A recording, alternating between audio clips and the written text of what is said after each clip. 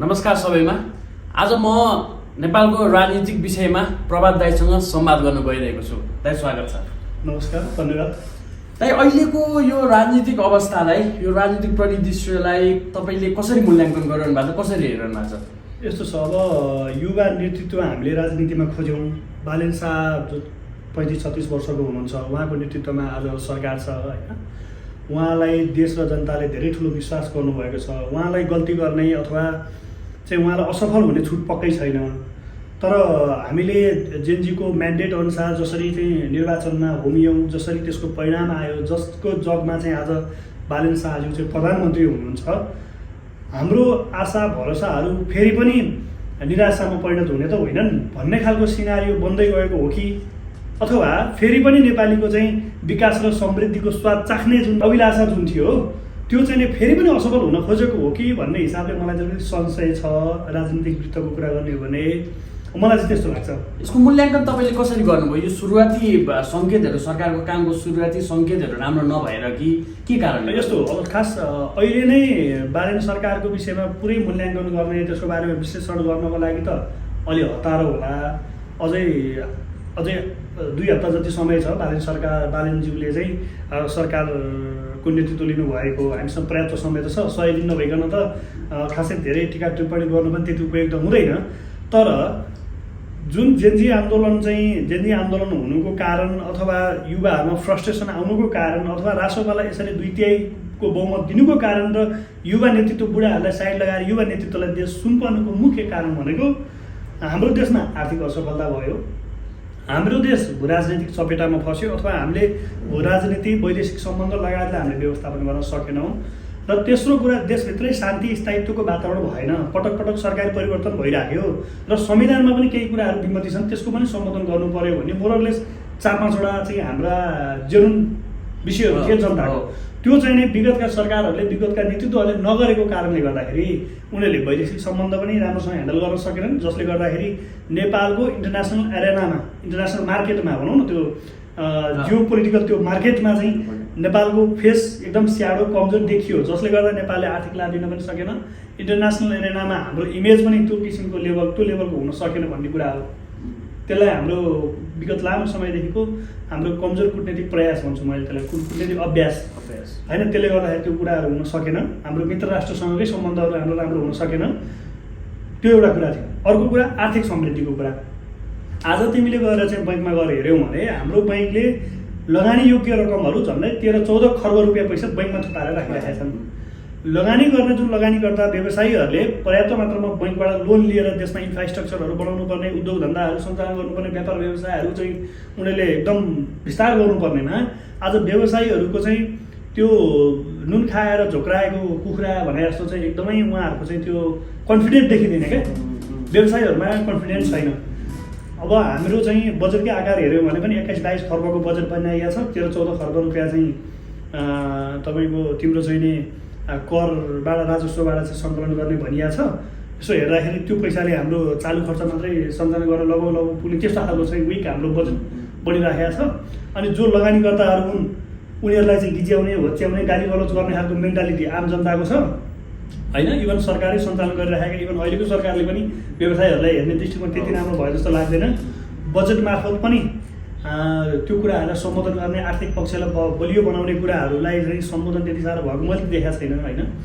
र अर्को तेस्रो कुरा भने चाहिँ शान्ति स्थायित्वको वातावरण हामीले फेरि पनि अर्को सङ्घर्ष गर्नुपर्ने हो कि फेरि पनि देशमा चाहिँ शान्ति स्थायित्व चाहिँ नहुने हो कि भन्ने खालको संशय देखिन थालेको छ। जसरी बालेनजीको र सभापति रवि लामिछाने बिचको अथवा पार्टी र सरकार बिचको चाहिँ जुन ट्युनिङ त्यहाँनिर अलिकति राम्रो बनिरहेको छैन, अथवा सरकारकै मन्त्रीहरू बिचमा, मन्त्री र प्रधानमन्त्रीको बिचको चाहिँ बोलीहरूमा चाहिँ एक ढङ्गको ट्युनिङ मिलिरहेको छैन भनौँ न, मिलिरहेको छैन। र जस्ता किसिमका गतिविधिहरू त्यहाँनिर भइरहेको छ राजसभाभित्र, जस्ता किसिमका चाहिँ नै बासनाहरू आउन थालेका छन्, बाहिर गन्ध त्यस्तो देखिन थालेको छ, जसले गर्दाखेरि चाहिँ फेरि पनि यो सरकारले 5 वर्ष जाँदैन कि भन्ने किसिमको चाहिँ मान्छेले डाउट हुन थालिसकेको छ। तपाईँले मुख्यतः तपाईँले 3टा विषयलाई अहिले भर्खर यहाँ हाइलाइट गर्नुभयो, औँल्याउनु भयो। एउटा भने हामी आर्थिक उदारीकरणमा जानु पर्थ्यो, त्यो हिसाबले हामी जान सकेनौँ, त्यसले गर्दा जेनजी आन्दोलन भएर यो सरकार गठन भयो भन्ने कुरालाई तपाईँले अलिकति त्यो विषयलाई उठान गर्नुभयो। अर्को भनेको हाम्रो परराष्ट्र नीति चाहिँ जस्तो हुनुपर्ने थियो त्यस्तो हुन सकेन भन्नुभयो र अर्को चाहिँ शान्ति र स्थायित्व हामीले जुन हिसाबले सोचेको थियौँ त्यो हिसाबले देश अगाडि बढ्न सकेन विगतका दिनहरूमा भन्नुभयो। र अहिलेको समयमा असीम शाहको नेतृत्वमा यो संविधान संशोधनको कार्यदल पनि बनेको छ। यो कार्यदलले चाहिँ कस्तो संविधानको चाहिँ कस्तो धाराहरूलाई चाहिँ संशोधन गर्ने हिसाबले चाहिँ अगाडि बढ्नुपर्छ जस्तो लाग्छ? उहाँहरू आफै कन्फ्युजमा हुनुहुन्छ जस्तो लाग्छ मलाई। संविधान त संशोधन गर्ने कार्यदल त बन्यो, त्यसको सभापति असीम शाहजी हुनुहुन्छ, अध्यक्ष चेयरम्यान जसले लिड गर्नुभएको छ। तर त्यसले के गर्ने, संविधानका कस्ता धाराहरू चाहिँ संशोधन गर्यो, जनताले कस्ता कुरा चाहिँ संशोधन होस् भन्ने चाहेका छन् भन्ने विषयमा उहाँहरू कन्फ्युजमा हुनुहुन्छ कि जस्तो लाग्छ मलाई। जस्तो एमालेका आफूले पनि संविधान संशोधन गर्ने भने तर के विषयमा गर्ने त? जस्तो एमाले भित्रैबाट समानुपातिक निर्वाचन प्रणालीको बारेमा पनि भित्र कुराहरू उठिराखेकै हो। संहिता बोजिलो भयो, संहिता हाम्रो सुरुमा डिमान्ड थिएन, अब संहिता ल्याइहाल्यो। यसलाई चाहिँ अलिकति यसलाई सानो बनाउने, 3वटा प्रदेशमा जाने हो कि अथवा यसलाई चाहिँ त्यो के भन्छ, त्यो संसदलाई चाहिँ खारेज गरेर एउटा कार्यकारी एउटा चाहिँ विकास निर्माण गर्ने एउटा प्राधिकरणको रूपमा मात्र त्यसलाई चाहिँ परिवर्तन गर्ने हो कि भन्ने खालको एमालेभित्र पनि त्यो थियो। इभन धर्मनिरपेक्षताको विषयमा पनि काङ्ग्रेसभित्र व्यापक त्यो किसिमको आवाजहरू सुन्न पाइएको थियो। इभन एमाले भित्रका पनि केही नेताहरू पब्लिकली टेलिभिजनमा आएर भन्न त सक्दैन थिए, तर त्यो उहाँहरूबाट पनि त्यो कुरा आइरहेको थियो। भने अर्को राज संस्थाको विषयमा पनि अब राप्रपाको भोट हेरेर राज संस्था चाहिँ एकदम कमजोर हो, राज संस्थाको एजेन्डा कमजोर भयो भन्न त मिल्दैन होइन। तर जसरी हिजोको दिनमा राज संस्थालाई त्यसरी पाखा लगाइयो होइन, त्यसको पर्याप्त छलफल बिना, पर्याप्त चाहिँ जनताहरूलाई चाहिँ अन्यायपूर्ण ढङ्गले अथवा जनताको राय पनि नलिइकन होइन, गैर सांसदहरूलाई कसरी संसदभित्र लगेर कसरी चाहिँ कस्ता कस्ता निर्णय गर्यो भनेर हामीलाई पनि थाहा छैन होइन। हामी केटाकेटी भनेर हुँदैन नि, हामीले पनि पढाएको बनाएर होइन त्यो गरियो भन्ने विषयमा हामी पनि सूचित छौँ होइन। त्यो मात्र होइन, संविधानको प्रस्तावना नै माओवादीको कुनै नेताले भाषण गरिरहेको भाषणको टुक्रा ल्याएर राखे जस्तो संविधानको प्रस्तावना छ। संहिता, गणतन्त्र, धर्मनिरपेक्षता, समावेशिता, अरू यावत विषयमा आयोगहरूको विषयमा त त्यो धेरैले छलफल गरिराखेको विषय हो। तर मैले चाहिँ के भन्छु भने यो संविधान माओवादी संविधान हो। यसको भाषा यति क्षुद्र छ, यति अभद्र छ, यति अराजक छ संविधानको प्रस्तावनामा कि त्यसलाई संविधान हो भनेर गर्व गर्न लागेकै छैन कि। यो संविधान लिएर हिँड्नु भने देश बन्दैन। यो संविधान लिएर हिँड्दाखेरि शान्ति, स्थायित्व, समृद्धि केही पनि सम्भवै छैन यो संविधान अनुसार। त्यस कारण संविधानमा धेरै कुरा परिवर्तन गर्नुपर्ने छ। अब जस्तो मैले एउटा उदाहरण भन्नुपर्दा, अर्को एउटा उदाहरण भन्नुपर्दा, संविधानमा 50औं ठाउँमा चाहिँ व्याकरणीय अशुद्धि छ। संविधान संशोधन गर्ने कार्यदलको नजर त्यता गएको छ कि छैन। अर्को कुरा, हिन्दू र बौद्धहरूको संस्कृतिको जगमा यो देश बनेको छ। नेपालको झन्डा कसले बनाए, नेपालको नाम कसले राखे, नेपालको जति पनि नेपाललाई विश्वमा चिनाउने कुराहरू कुन जगमा आधारित छ, तर त्यो कुरालाई संविधानले बिल्कुल चिन्दैन। संविधानमा मुस्लिम भन्ने शब्द 8 देखि 10 ठाउँमा छ, तर हिन्दू र बौद्ध भन्ने शब्द एक ठाउँमा पनि छैन। मेरो त्यो शब्द भएको प्रति मेरो आपत्ति होइन, मुस्लिम आयोग भएको प्रति पनि मेरो आपत्ति होइन। तर यो देशमा किन चेपाङ आयोग बन्न सकेन, किन राउटे आयोग बन्न सकेन, किन यत्रो देशलाई चाहिँ यो देशको जग हाल्ने नै भनौँ न, नेनाम गरेका ऋषिका कारणले नेपाल भएको हो भने त्यो नेनाम गरेका ऋषिको सभ्यताले यो देशमा ठाउँ पाउनुपर्छ कि पर्दैन? त्यो सभ्यताको चिरकालसम्म रहिरहने कुराको ग्यारेन्टी यो संविधान गर्नुपर्छ कि पर्दैन?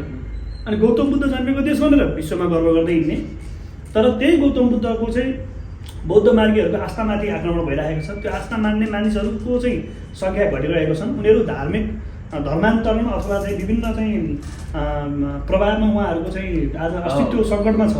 त्यसको चाहिँ आयोग बन्न नपर्ने, हिन्दूको आयोग बन्न नपर्ने, किराँतको आयोग बन्न नपर्ने, बोनको आयोग बन्न नपर्ने, मुस्लिम आयोग चाहिँ किन?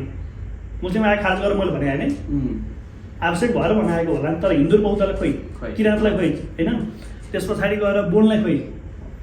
त्यति मात्र होइन, चेपाङ राउटे सबैभन्दा पछाडि परेका समुदाय जति पनि होला नि। देशको जग जसले हाने त्यसको लागि आयोग खोइ, त्यसको लागि आयोग खोइ त भन्ने कुरा यावत विषयमा मैले संविधानको विषयमा क्रिटिसाइज गरेँ भने अथवा यो विषयमा संशोधन गर्न आवश्यक छ भनेर मैले कुरा गरेँ भने सम्भवतः 20-30वटा ठाउँमा 40वटा ठाउँमा मैले त्यो दिन सक्छु। तर ती विषयहरूमा जसले संविधान संशोधन गर्ने भनेका छन् उहाँहरूको ध्यान पर्याप्त मात्रामा गए जस्तो मलाई लाग्दैन संविधानको विषयमा।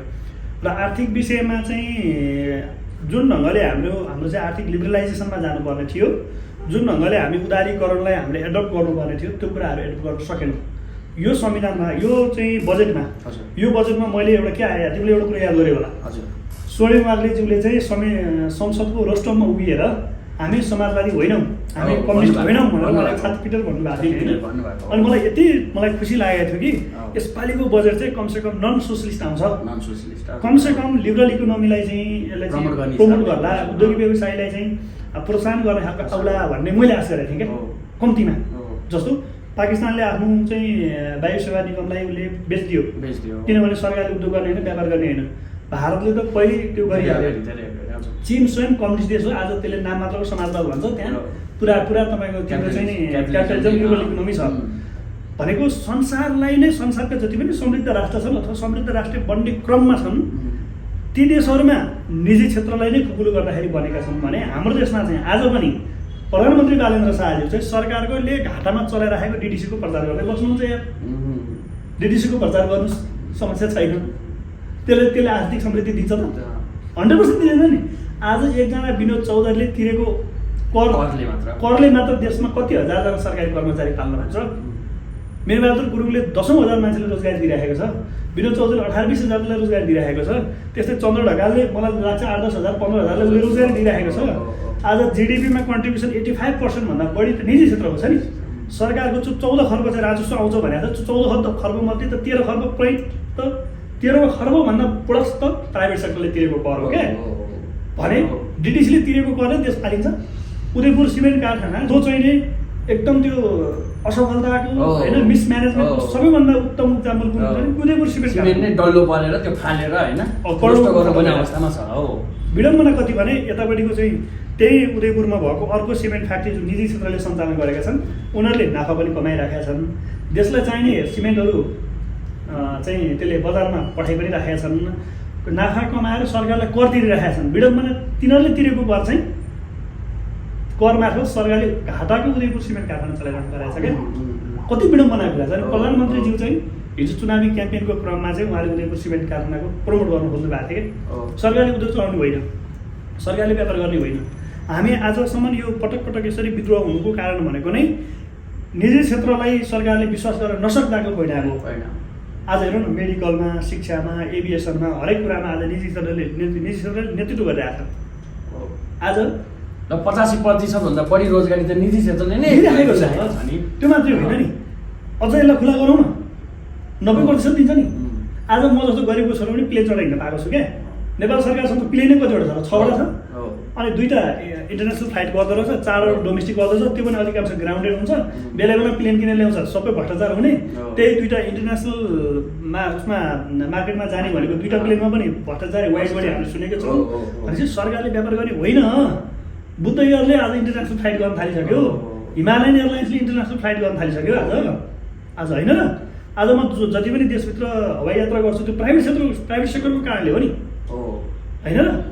अनि आज चाहिँ यो मेडिकल सेक्टरलाई पनि निजी क्षेत्रले गरेको कारणले गर्दाखेरि आज सर्वसुलभ ढङ्गले एउटा आधुनिक हामीले चाहिँ सुविधा प्राप्त गर्न सकिरहेका छौँ नि त। त्यो त कुरा बुझ्नु पऱ्यो। तपाईँलाई किन लाग्छ हामीले यो विदेशमा पढेको बुझेको अर्थमन्त्री पाउँदै गर्दा पनि हामी नन सोसलिस्ट हो भनेर उहाँले संसदकै रेस्टरुममा गएर बोल्दै गर्दा पनि उहाँ त्यो समाजवादी विचारधाराबाट त्यो खालको बजेट ल्याउनबाट अछुतो रहनु अथवा त्यो रहनुको कारण चाहिँ के? कारण चाहिँ के छ भने अधिकांश जनताको माइन्डसेटै सोसलिस्ट माइन्डसेट छ। एक त त्यो ढङ्गको लिबरल इकोनोमीमा हामी जाँदाखेरि अथवा चाहिँ जस्तो भनौँ न लिबरलमा जाने भन्नाले जस्तो पनि जति पनि घाटामा सरकारले सञ्चालन गरिरहेको उद्योगहरू छ त्यसलाई तत्काल निजीकरण गरिदिने अथवा त्यसको दायित्वबाट सरकार पन्छिने एउटा फर्स्ट स्टेप त्यो हुनसक्छ। दोस्रो स्टेप जति पनि जस्तो भनौँ न विद्युत क्षेत्रको इक्जाम्पल दिन्छु, मलाई त्यो सजिलो लाग्छ। विद्युतको व्यापार अब आज विद्युत उत्पादन गरेर निजी क्षेत्रले पाउँछन्, व्यापार गर्नु पनि निजी क्षेत्रले दिनु पऱ्यो। त्यो गर्दाखेरि मात्रै हामीले हो 30,000 40,000 मेगावाट विद्युत उत्पादन गर्ने, बङ्गलादेशलाई विद्युत बेच्ने, भारतलाई विद्युत बेच्ने भनेको त्यो हो। यो कुराहरू सम्बोधन हुनु पऱ्यो। EIA जस्तो कुराहरूबाट आज हाम्रो विकासका अधिकांश प्रोजेक्टहरू आज चाहिँ के छन् त्यो अप्ठ्यारोमा छन्। हाइड्रोपावर बनाउन रुख काट्ने अनुमति नहुँदाखेरि हाइड्रोपावर 3 वर्षमा बन्नुपर्ने 15 वर्ष लाग्छ। सडक बनाउनलाई निजी क्षेत्रले सरकारले बनाए पनि त्यो वन मन्त्रालयको त्यो EIA र त्यो रुख काट्ने अनुमति नहुँदाखेरि 20 वर्ष लाग्छ। अस्ति एकजना मन्त्रीले त यो ठेकदारलाई चाहिँ खुट्टा काटिदिनु कि खुट्टा भाँचिदिनु के भन्नुभयो भन्ने सुनेको थिएँ मैले। त्यो ठेकदारहरूको उद्योगी व्यवसायको कुन हदसम्म पीडा छ त उहाँहरूलाई थाहा छ नि, मन्त्रीलाई के थाहा छ होइन। यस्ता यावत कुराहरू बजेट मार्फत अथवा सरकारले आफ्नो विभिन्न निर्णयहरू मार्फत चाहिँ सम्बोधन गर्नुपर्ने, जसले गर्दाखेरि चाहिँ हाम्रो कामहरू छिटो छिटो हुन्छ र उद्योगी व्यवसाय पनि लगानी गर्नलाई उत्साहित हुन्छ। संविधानमा समाजवाद लेख्ने, अर्थमन्त्री समाजवादी बजेट ल्याउने, अनि थोरै आउँछ विदेशी लगानी, अनि नेपालमा भएकोले थोरै लगानी गर्छ, अनि बैङ्कमा पैसा थुप्रिरहेको छ, राष्ट्र ब्याङ्कले खिचिरहेको छ होइन। पोलिङ टाइममा हाम्रो इकोनोमी एकदम नेक्स्ट लेभलको क्रासमा गजल्ला भन्न सकिँदैन। जेएनजी आन्दोलन तपाईँले भर्खर पनि भन्नुभयो, जुन हिसाबले जेएनजी आन्दोलन भयो त्यो जेएनजी आन्दोलनको बलमा बनेको सरकारले चाहिँ अब फेरि हिजोको दिनमा जुन कारणले जेएनजी आन्दोलन भयो त्यही नीति अवलम्बन गर्दा चाहिँ देशले पहिलो समृद्धि अर्को जेएनजी हुन्छ। जस्तो म तिमीलाई एक्जाम्पल दिन्छु, क्रिप्टो करेन्सी बिटकोइनहरूलाई लिगलाइज गर्ने भनेर राष्ट्रपतिको घोषणापत्रमा छ, बाचापत्र होइन त, बाचापत्रमा छ। त्यो सम्बोधन भयो त बजेट मार्फत छैन, मलाई थाहा छैन। राष्ट्र ब्याङ्कले मौद्रिक नीति मार्फत गर्यो भने अर्को कुरा, तर बजेट मार्फत छैन। छैन छैन भनेपछि कसरी बाटोमा हिँड्ने त्यो डिरेक्सनमा पनि छैन। त्यति मात्र होइन, विडम्बना के छ भने सरकारले आइटी कम्पनी आफै सञ्चालन गर्ने। अब आज जति पनि 3-4 अर्ब रुपियाँ कति आइटी क्षेत्रबाट चाहिँ करहरू राजस्वहरू सरकार गइरहेको रहेछ होइन, एक्ज्याक्ट डाटा त हेर्नुपर्छ। तर त्यो त because of private sector. Private sector त्यो पनि तृणमूल जनताका छोराछोरीले एउटा ल्यापटप लिएर काम गरेको भरमा आर्जन गरेको पैसाबाट चाहिँ सरकारले कर तिरेर त्यो लेभलको हामीले उपलब्धि हासिल गरिरहेका छौँ। अब सरकार आफै त्यो धौबादी फलाम खानी भनेर सरकारले आफै कम्पनी खोलेर आफै सञ्चालन गर्न लाग्यो जस्तो अब आइटी सेक्टरमा पनि आफै कम्पनी खोल्ने रे गर्नै पर्दैन। नेपालमा इलन मस्कले आऊ भन आएर गरिदिन्छ। इन्डियामा त्यत्रो चाहिँ आइटी सेक्टरका चाहिँ कम्पनीहरू छन्, उनीहरू आएर गरिदिन्छन्। सरकारले आफै कम्पनी खोल्ने होइन नि, सरकारले खोलेको कम्पनी हेरौँ न हामीले 30-40वटा कति सरकारका कम्पनीहरू छन्, आधा उति घाटामा छन्। त्यो जति नाफामा भनिएकोमा पनि सरकारले बजेट खनाउँदा अनि त्यो घाटामा भएकोलाई हरेक वर्ष अर्बौं रुपियाँ चाहिँ डुबाएर सरकारले व्यापार गर्ने होइन। नेपालको विगतका धेरै एक्जाम्पलहरूले बताइसक्यो। नेपाल सरकारले अझै पनि लेसन लर्न नगर्नु चाहिँ विडम्बना कुरा भयो। विडम्बनापूर्ण। चाहे चीन जस्तो कम्युनिस्ट देशले त सोसलिस्ट इकोनोमीसँग लिएको छैन। इन्डिया आज चाहिँ लिबरल इकोनोमीमा एउटा मस्त किसिमले अगाडि बढेको कारणले गर्दाखेरि आज दुनियाँलाई लिड गर्ने बन्न आइसक्यो। भलै हामीलाई केही कम्युनिस्टलाई मैले सडक छाप भन्ने गरिरहेको छु। सडक छाप कम्युनिस्टहरू चाहिँ भारतमा चाहिँ मोदीले फासिजम ल्यायो, भारतमा चाहिँ गरिबी यति छ भन्छन् नि। हिजो पनि गरिबी थियो, करोडको सङ्ख्यामा थियो भने मोदीका कारणले गरिबीको सङ्ख्या घट्दै आएको छ। रिसेन्ट डाटा पनि छ 25 करोडभन्दा बेसीलाई उहाँहरूले गरिबीबाट बाहिर निकाल्नु भन्ने गरिरहेछ। त्यो आर्थिक उदारीकरणकै कारणले हो होइन। त्यो अब भनौँ भारतले इन्दिरा गान्धीको पालामा चाहिँ त्यो जति पनि प्लेनहरू राष्ट्रियकरण गर्यो होइन, त्यो टाटाको अहिले त्यसलाई निजीकरण गरिसके पछाडिको रिजल्ट हेरौँ। पाकिस्तानले धरि गर्यो, हाम्रो पाकिस्तानभन्दा पछाडि छौँ, पाकिस्तानभन्दा हामी पछाडि छौँ होइन। नेपाल वायुसेना निगमको जति पनि सम्पत्ति छ नि, प्लेन त्यो कबाडीमा बेच्दाखेरि पनि जति पैसा आउँछ त्यसले त्यसको घाटापूर्ति गर्नु पुग्दैन। त्यो हालतमा छ, ठुलो कुरो गरेर हुन्छ।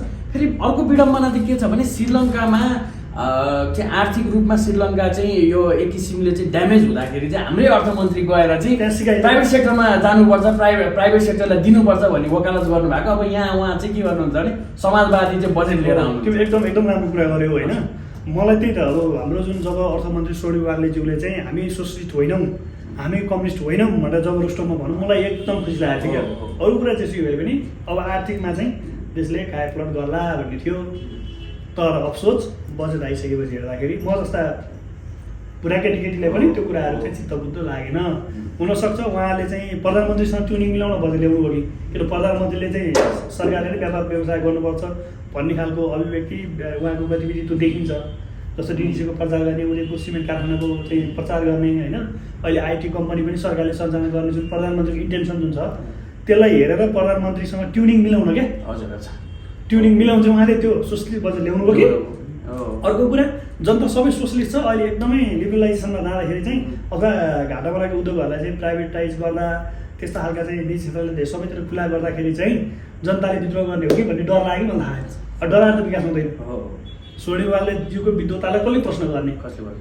त्यत्रो पढेको मान्छे, त्यत्रो विदेशमा काम गरेर आएको मान्छे, अहिले तिमीले भन्यो श्रीलङ्कालाई पढाएर आएको मान्छे होइन। त्यसमा म जस्ता भुरा केटाकेटीलाई त चित्त बुझाएको छैन, सायद तिमीलाई पनि चित्त बुझाएको छैन। आजको यो पहिलो एपिसोडमा हामीले विभिन्न विषयहरूमा छलफल गऱ्यौँ। अर्को पनि यस्तै खालको एपिसोड लिएर हामी आउने नै छौँ। अर्को पनि यस्तै एपिसोड लिएर हामी तपाईँहरू माझ उपस्थित हुने नै छौँ। तबका लागि, तबसम्मका लागि नमस्कार।